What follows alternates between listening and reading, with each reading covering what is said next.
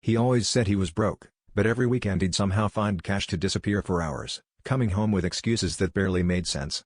I didn't want to be the jealous girlfriend, but the late-night calls, the locked doors, the half-whispered arguments through the wall, it all started to pile up. The weirdest part? The woman next door always looked at me with these pitying eyes, like she knew something I didn't. I thought maybe he was cheating, maybe he was gambling, but I never guessed what was actually going on. One night, I caught him slipping out with a fat envelope. He stammered something about paying back a friend, but I followed him, heart pounding, as he knocked on our neighbor's door. She answered, tired and angry, and pulled him inside. I pressed my ear to the wall and heard them fighting about money, about promises, about the kids. My head started spinning. Kids? I didn't even know she had kids.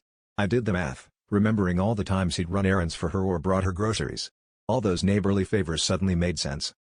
I confronted him as soon as he came back, and he crumbled. He admitted everything. The woman next door wasn't just a neighbor. She was his wife.